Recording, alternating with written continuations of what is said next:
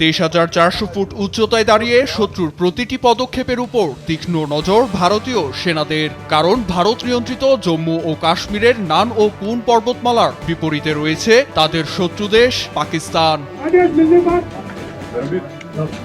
কাঁটাতারের এ পাশ সুরক্ষিত রাখতে কাঁধে অত্যাধুনিক সব অস্ত্র সরঞ্জাম নিয়ে টহলে ব্যস্ত ভারতীয় জওয়ান। কাঁধে রয়েছে curl Gustave M4 rocket launcher, যা অস্ত্রসজ্জিত শত্রুর ভারী ট্যাঙ্ক নিমিষেই ধ্বংস করতে সক্ষম। রয়েছে রাশিয়ার তৈরি মডিফাইড AK অ্যাসল্ট রাইফেল, হাতে আবার মিলকোর সুপার 6 মাল্টিপল গ্রেনেড লঞ্চার, যা 800 থেকে 1200 মিটার দূরত্বে থাকা শত্রুকে ঘায়েল করতে সক্ষম।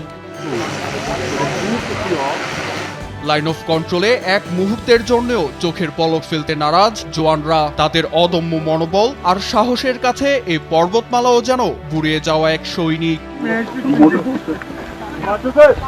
10 মে যুদ্ধবিরতি কার্যকর হলেও নিরাপত্তা ও শত্রুকে তাৎক্ষণিক দাঁতভাঙা জবাব দিতে লাইন অফ কন্ট্রোলে তৎপরতা বাড়িয়েছে ভারতীয় সেনারা। जैसा कि आप देख सकते हैं, যেমনটা আপনারা দেখছেন, অত্যাধুনিক সরঞ্জাম দ্বারা আমরা স্থল ও আকাশ সীমায় ইগলের মতো নজর রাখছি, যাতে লাইন অফ কন্ট্রোলে কেউ সহিংসতা সৃষ্টি করতে না পারে এবং অনুপ্রবেশ করতে না পারে। पोल पर चील की नजर रखे हुए हैं। শত্রুর ড্রোন প্রতিহতের জন্য আকাশে তাক করা আছে অত্যাধুনিক এয়ার ডিফেন্স সিস্টেম। আধুনিক ইলেকট্রনিক ওয়ারফেয়ার।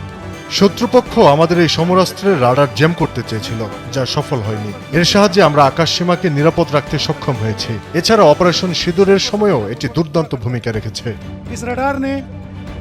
অপারেশন সিঁদুর পরিচালনার সময় পাকিস্তানের বিচ্ছিন্নতাবাদীদের ধরাশায়ী করতে ব্যবহার করা হয় দেশীয় এই হাউইটজার। দূরপাল্লার এই আর্টিলারি দিয়েই শত্রুপক্ষকে লক্ষ্যবস্তুতে পরিণত করার গুরু দায়িত্ব ছিল সেনাদের উপর।